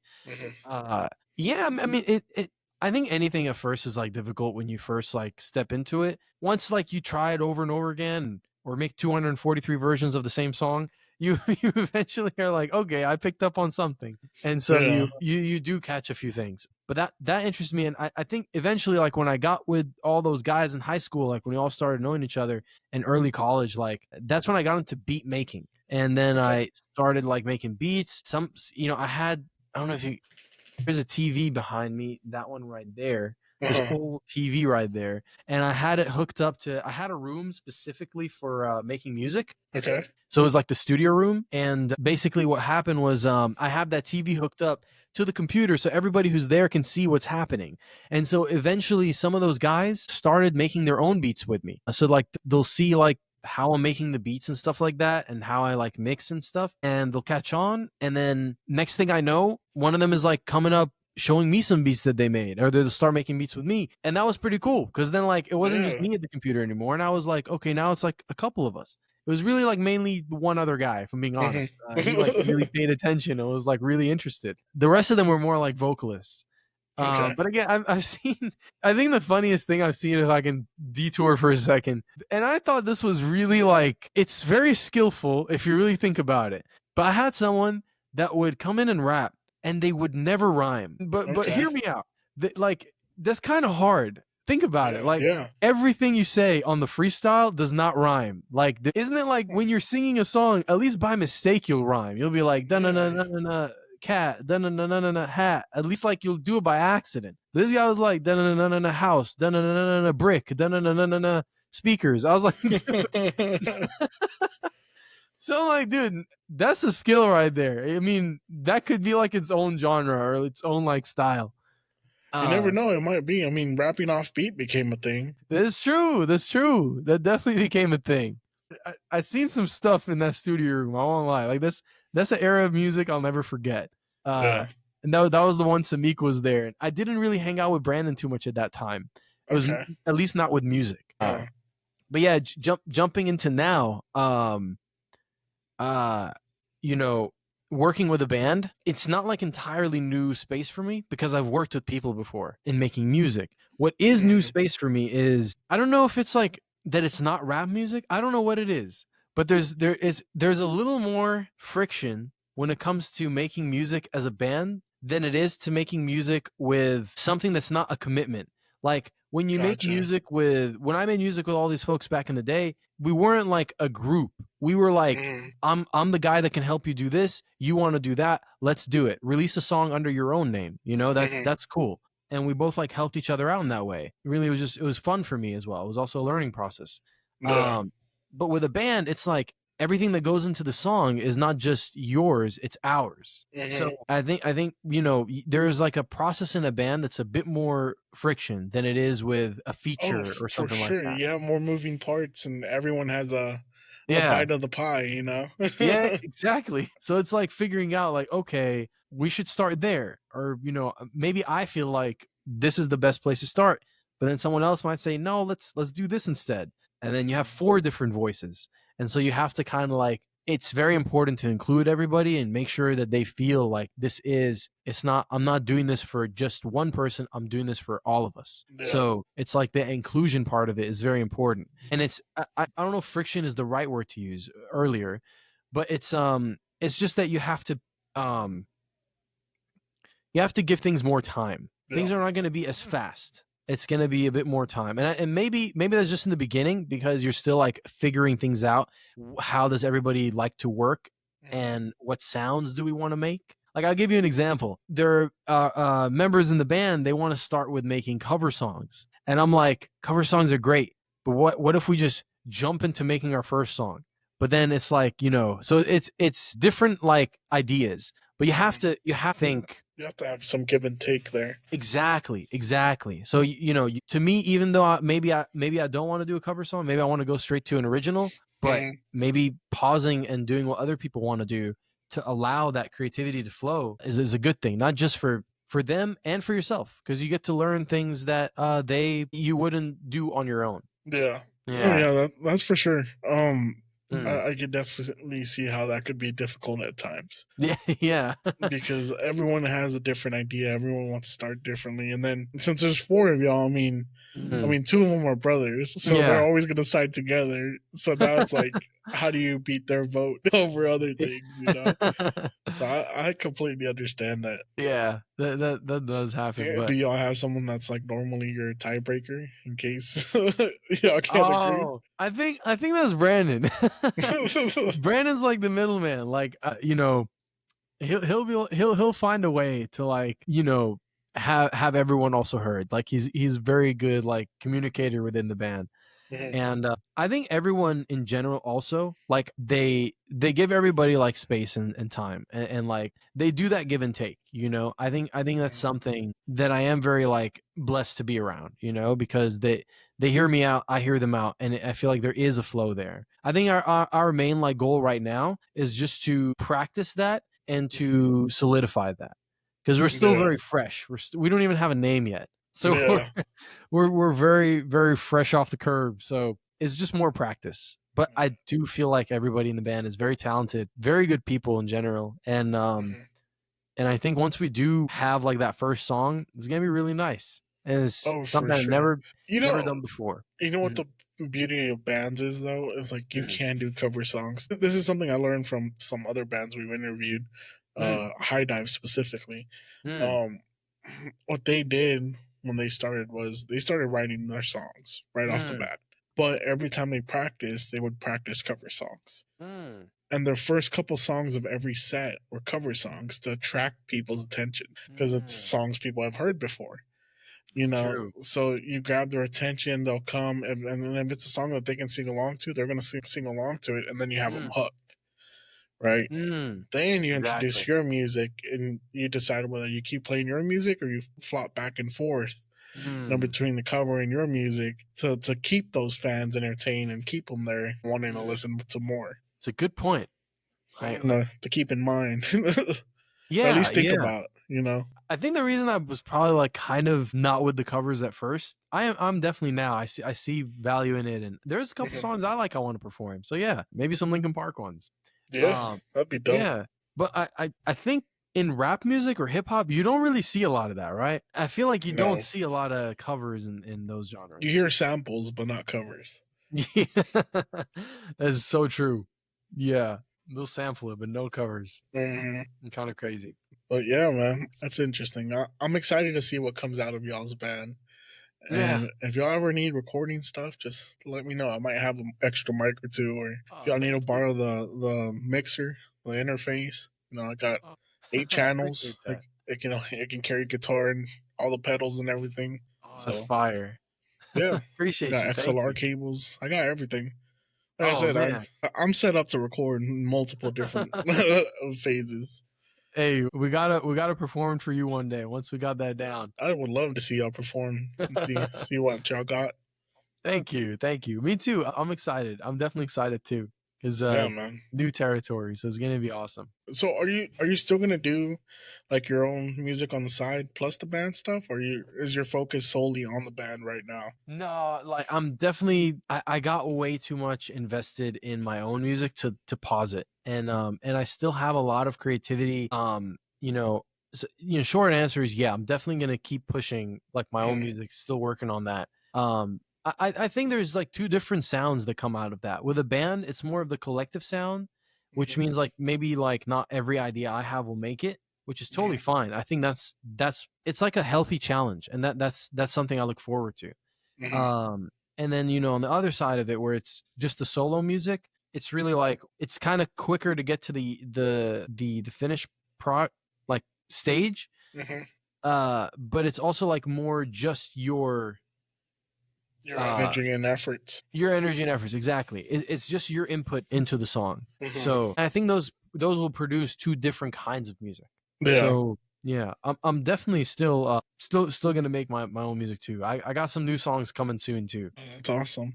That's one of the things that I wish, like, especially with bands that break up. Usually it's because someone wants to have their own solo thing, but the band's so against it that they end up breaking apart, or things happen like that. It's known to happen in bands. For sure. I wish more bands would support going and doing your own solo project. Yeah. Seeing how you fend for yourself along, as well as like doing stuff with the band. Like I think that's one of the things that I love about Wu-Tang Clan the best. About like, have you ever listened to Wu-Tang Clan, or do you know how their story worked out? I don't know too much about them. I maybe have heard a couple songs, but I can't name too much. So the producer, the RZA, produced all Wu-Tang Clan projects. But he was super smart with the way he did things, because when Wu-Tang got signed on, he signed Wu-Tang as its own label. And then each individual artist got to sign their own label record deals with other labels.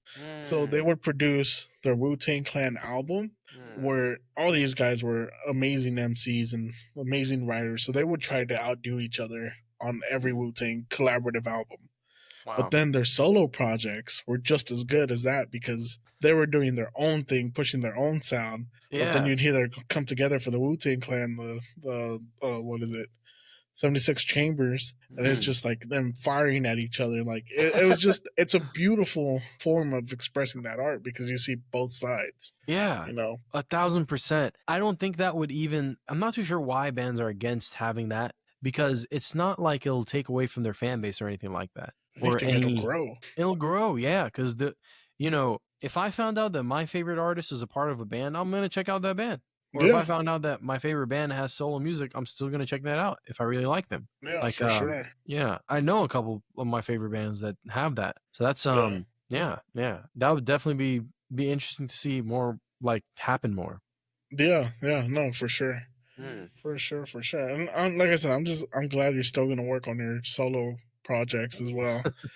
I would love to hear more of your music come out. Thank you, bro. Yeah. Yes, No, sir. definitely. I got some cool stuff on the way, and some of them are like the older stuff, and some of them are like the newer stuff, and they're kind of way two different vibes. Hope I don't like shock you with the That's waves. okay. I like change. I like seeing people transform into their best self, and sometimes their projects go with them. It's a different aspect of your life, a different story, a different time.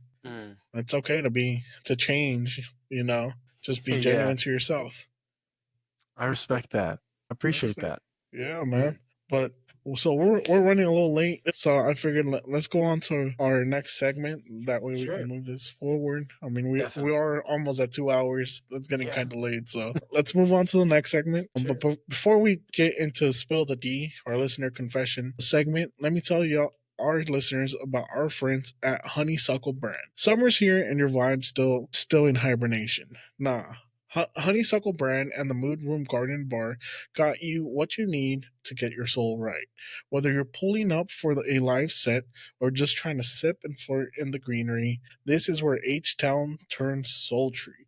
So go check out Honeysuckle Brand and the Mood Room Garden and Bar, located on 711 Milby Street in Houston, Texas. You can also order all your THC products from Honeysuckle Brand. Get you some of this delicious, refreshing nectar seltzer. It'll absolutely blow your mind, and it'll set the vibe just right. So go check them out. The link will be in the show notes and the bio. Honeysuckle Brand. Get your vibe right. All right. Hey.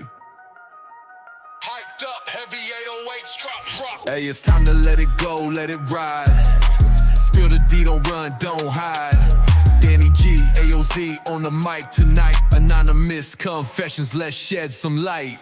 All right. So before we go into Spill the D, Wazii, I just want to let you know this is a segment of the show where we ask our listeners to send us confessions, questions, am I the assholes, whatever is on their mind, and we let them get it off their chest here. Fire. It's usually you can either send it anonymously through Instagram at the Weekly D Pod. There's always a little Instagram link there where you can send us anonymous messages. They can also send it to us using X at the Weekly D Pod with the hashtag Spill the D, or they can email the Weekly D at Weekly D. All right, Wazii. Fire.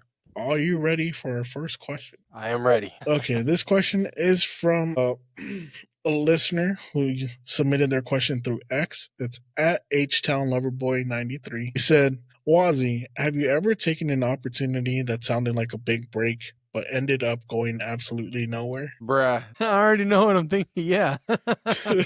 Wait, is this rapid fire? Am I supposed to answer quickly, or this is just my answer? These are just listener questions and answers. Okay. Because I know one. Dude, I immediately came to my mind. When I was in high school, I was always trying to do things to open new doors and make more opportunities. And sometimes I do that too much. So there's one time where I was DJing, and I'm not even a DJ, but I DJ'd for a bit because I was like, that's what they needed. So let me get my foot in the door, right? There was DJing parties. I'm not gonna name drop anything, but I was DJing parties, and I remember I did not get paid. And I was DJing for free. I would stay up till the AM, for these parties, and be DJing for them. And I remember even there was a day where I got into a fit with the guy throwing the party. I don't remember what it was about, dude. It was he was just way too drunk, and I remember he got agitated for nothing. And so that was the day that I was like, I'm just gonna pack up my stuff and I'm gone because I'm not getting anything out of this. So yeah, I took an opportunity to DJ for quote unquote exposure, but that's not exposure. That's called free labor. So I never did that shit again. This Oh yeah. man, that's funny. Oh dude, we've done. I've gone through similar things, man. Yeah. We did this. When was it? It was 2020. I want to say it was right post COVID, 2020. Have you ever heard of meme coins like Dogecoin and things like Oh, that? bro. Yeah, I lost some money in that, but yeah. Okay, 2020, Dogecoin is popping. You know, it's on its rise, almost to a cent. We get involved with like the Dogecoin community on X, and we meet this guy named Greg. This guy named Greg he's like, we've never seen a picture of him, never really saw him. He was just some face on X that had like a blank avatar, and he starts talking to us about this music festival he was going to do here in Houston that was going to be 100% funded by Dogecoin. Okay. Okay. A music festival That's was a red called flag, but okay. Dogepalooza. Yeah. Okay. It's a real music festival. You can Google it. It really happened. What's it called again? Dogepalooza. Wow. Okay. It happened here in Houston or in Sugarland at Constellation Field in 2020. We were involved with this, and our job as a podcast was to promote up and coming artists. And the big seller to us was that we would have a Grammy award-winning artist on our podcast. Right? So we were in. We're like, this is our big break, right? Like, we're going to get a Grammy nominated artist. And then they mentioned that we'd have someone from Wu-Tang Clan. So me being a huge Wu-Tang Clan, I was like, I'm ready to risk it for this, right? Wow, that's crazy. We get to interview Dionne Warwick. Have you ever heard of her? I don't think so. Okay. She is a very famous artist from the Motown era. Okay. She is a Grammy nominated or Grammy award winning singer. They didn't lie. Okay. But from the Motown era. So her relevance isn't really there. And she was the headliner at this music festival. Okay. Misleading. So first red flag. Yo. Besides the Doge, it being funded by Doge, that was a red flag. Okay. Second red flag. We meet her son, DJ Nomad. Now, I don't know if you know this, but DJ Nomad is actually a really big name in the Sounds music familiar. world. He's worked with Britney Spears. He's worked with like all sorts of people. We also have him on the podcast for about 15 minutes. That was dope. I was like, all right, you know, that made up for the whole Dionne Warwick thing. Like, we're on the right path. We go to this music festival. Not a single ticket was sold. Wow. All the people that were there were people that were in the same X group that we were in. They got free tickets to help promote the event. So not a single ticket was sold. We hyped up so many of our friends to perform here. They performed for $0 on the contingency that there's going to be a crowd of at least 1,000 people. Wow. So at the end of the day, like, it was bad for us. Like, we looked like dumbasses because we hyped up this whole music festival, gave out free tickets, told our friends about it. They all performed. There's probably less than 200 people. Wow. That's counting that's employees. What'd you say? Counting the employees of the stadium. No, that's insane. That's insane. Misleading, dude. It was bad, dude. That's like I wouldn't even say like you're not the dumbass. That's like secondhand dumbass because that's like their fault for telling you that stuff. Dude, they hyped us up. They sold us. They sold it like we're about to be like the biggest thing ever. Nope. Dude, how do you like refrain from that happening again? Like, is there like a don't trust anybody? No, play. I mean, here's the thing with it, right? Is like when you're trying to carve your own path in the business of entertainment, like sometimes you gotta ask yourself, is it worth taking a risk? And 9 times out of 10, you're like, exposure, that's worth the risk, you know, because we're all playing a numbers game. More numbers, more eyes on the podcast, more listeners, more sponsorships. So, I mean, I think I would think twice about what kind of event we'll be promoting if we are. Yeah. Like if it has Yeah. after that, like I haven't trusted anything with cryptocurrency. I Oh sold yeah. everything. I was like, I'm out. Like this. I was like, in my head, I was like, this was a money laundering scheme, and we just got tied Damn. into it. I was like, I don't want the FBI knocking at my door. I don't need the IRS at my door. That's I insane. was like, I'm just gonna separate myself from all this. Yeah, is at that point it's just not worth it, right? You do. Yeah. I think that's. I even learned about this at some like university professor told me there's a term for this. I forget what it is, but it's a real thing where like people take advantage of people who are trying to make a name for themselves because they're trying to make a name for themselves, so they know that they'll take more baits, or some people even work for free. That was my issue. Yeah, you really gotta preserve yourself and preserve your energy and protect you and your business and everything that you're doing, you know? So I feel like these days, like the best thing is just that organic way. You always need your own way first of building your platforms. Oh, for And then, sure. you know, when these like secondary things come along, that's when it's a potential. But like you said, you do gotta really research if they're authentic. But I think my thing now is like learning from that experience is build a relationship with the person before you agree to do anything.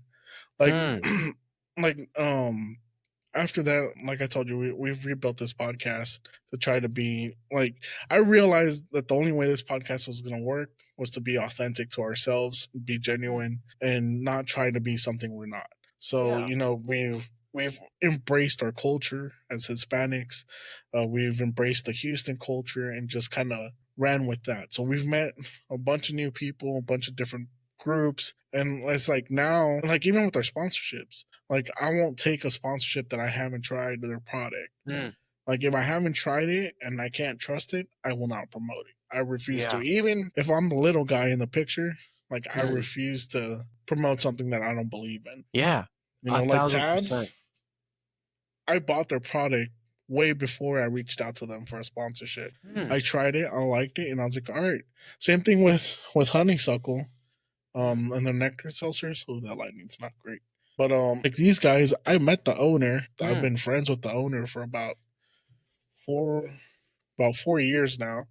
We have a good relationship, and you know that's why I promote his product. I was like, that's the only way I would do these things now. Is if I don't have a relationship with you, like I'm not pushing anything. Yeah. That's very smart and wise. It's safe, and it's. I don't mean safe as in like it's a safe route. I mean like that's security. That's like honest. You know, 1000%. Yeah. I respect that. That's how any of you are out there, you know, seeing this right now. Or not right now, but when it gets posted, that's how you know the sponsors ain't fake. Yeah, they're legit. Yeah, you got to be legit. They're legit, tried and tested. That's for sure. Yes, I know who to go to for advice on products. That's fire. Yeah, man. Like I said, it's just I'm all about trying to be as genuine as possible. Like I don't want with this podcast, with everything I do, I try to be me, and I hope people like it. And some people won't. I'm okay with that. Yeah, totally. You know, I won't lie. I was just thinking about that today because this is like my, you know, I appreciate you having me on. This is like my first real interview for music. Like, you know, no, I've never really I never really spoke outward for this long about my music or just even myself like that. So that's, you know, coming into this, I was thinking like, dude, I don't want to put on a persona. I'm just gonna be me. I'm just gonna do me. You know, because you see a lot of like celebrities or artists or rappers, whatever it is, they always put on a persona or something like that. And I'm like, that's, you know, I really thought about it. I'm like, the people that I'm mostly listening to, the people I actually keep up with are people who don't put on personas. They're just themselves because they're very, you know, you relate to them because that's what we all as people go through. So, exactly. You know, I completely agree with you, 1000%. Yep. Awesome. None of that Cali two-face. No, I'm kidding. Nah. I've never been to Cali. I did hear that. You know, it'd be interesting to check that out. Yeah. It's a different place, man. It's something to keep an eye out for. The Hollywood effect. That's for sure. Where everyone's trying to get somewhere, right? Yeah. Facts. All right. Here's another question for you. This one's from Instagram at BeatBabeBree. She asked, what's one sound or sample you've been dying to flip but haven't figured out how to make it work yet? I think for me, I used to sample a lot growing up, that I think I sampled everything I wanted to so far. But these days, I think it would be to sample myself. Because I make a lot of my sounds now, I don't sample. But it would be really interesting to sample something I've made and then flip it into a different way and make it work. Oh, that would be cool. Right? That would be cool. Dude, Yeah. I'm telling you, since I've heard it Can't Flop, like I can Hmm. hear that song in my head as an EDM song. Oh, And I'm just remix. I need to get some turntables and Yo. I'm gonna try to dabble with it, see if I can get it to sound the way I Dude. hear it in my head. I gotta hear that. That sounds epic. Yeah, man.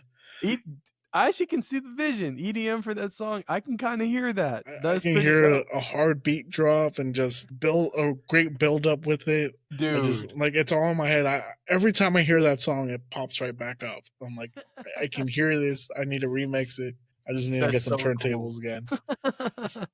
I gotta hear that, dude. I've actually been kind of getting into EDM myself. I don't know if it's really EDM, but just like more electronic music. Yeah. Yeah. So that's been cool. The funny thing about Can't Flop. Oh, sorry. Go ahead. Go ahead. The funny thing about Can't Flop is I have a few different versions of it. I mean, outside of the 243 versions, I have a couple different like versions with different beats, and one of them is a rock one. Okay. I don't know if that's I'm curious how that would sound. I bet it works. Just because it's such a simple song that it could work so many ways. Like literally.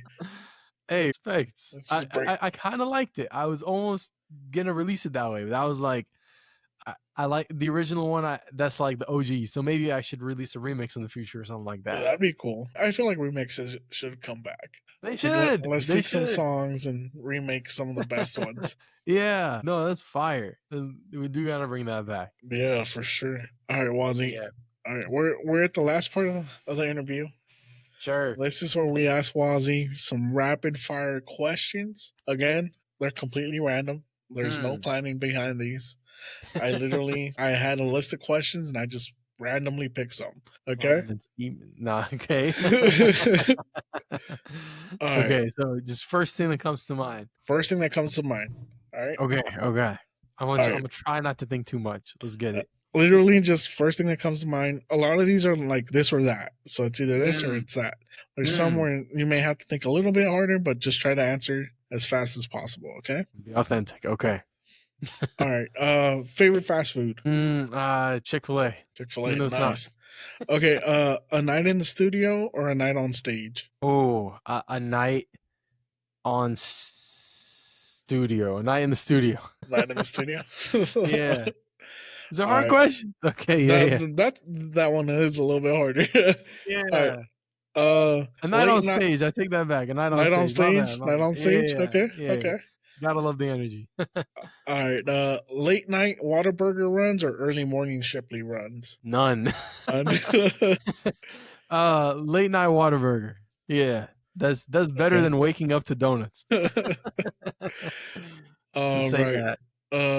Beach day or block party? Beach day. Beach day. Okay. Yeah, for sure. Very nice. All right. Do you prefer to live in the city or in the country? In the country. I live in the city now, and I'm ready to go to the country when it's ready. Dude, I lived in Needville for a little while. I absolutely loved it. I actually kind of hate that I live in Sugar Land. Oh wait, is that the country or is that the city? No, like countryside, like. Oh, so okay. Like that's where you want to go to. Yeah. Dude, it's different. It's very different. Sugar Land's still like, it's not entirely like city. Like I'm like Galleria area city. So, ooh, okay. Yeah, no, that's city. Yeah, but no, I love Sugar Land. Actually, I would move out there one day. Yeah, or the country. Yeah. I don't know. I like to really like be out on your own kind of vibe that I got from Needville. Same. You can't be too loud on the mic with that when you're on your own. Yep, that's for sure. Facts. All right, next one. Get paid or get famous? Get paid. Nice. Paid. Famous. Fame's not all that great. Money's a resource. All right, chocolate or vanilla? Chocolate, all the way. All right. Hot or cold? Chocolate. Hot. I don't know why. All right, last one. What's your favorite position? Singer. Nice. Singer and producer. All right. This is an open-ended question. Just answer to the best of your abilities, all right? I got you. All right. My name is Wazii, and I am A singer-songwriter and aspiring movie director. boom. Nice. I like that one. You're gonna make the next Spider-Man, right? Hey, yes. With the full Cast soundtrack. me. With the full soundtrack. Cast me. I'm Hell telling you. yeah. I can play all the roles. I'll be director and actor. I'll do it. There you go. Hell yeah, man. Well, Yeah. this is the end of the show, Wazii. Oh, At this man. point, I just want to say thank you for coming on the show. And this is your chance to Yeah. promote anything you have coming up. Go ahead and promote your social medias. Let the people know where they can find you, where they can find your music. Definitely. Thank you, man. My social media, you can find me on Instagram, Wazii Music. That's Uazii Music, one word. You can also find me on YouTube with that name, and those are pretty much the platforms I'm on. You can also find me at waziiwaseem.com. That's WAZII M as in Mary, not N, as my bandmate, and .com. And maybe I'll eventually get waziimusic.com if someone doesn't steal it because I just said it. Nice. Okay. This man does have a full actual website. I clicked on it the other day to see what was on there. Yeah. Hey, I'm trying to still like make it better. Right now it's like a splash page of all the social media.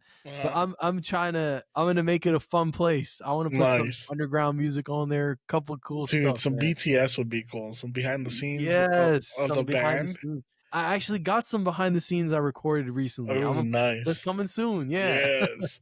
And some Awesome. music coming out soon too. No Hell yeah, particular man. ones, but it's on the way. Keep an eye. Awesome, man. I'm excited to hear it. Again, thank you so much for coming on the show. Thank you, Danny. I appreciate it. I had an amazing time. This is my first interview and I love it.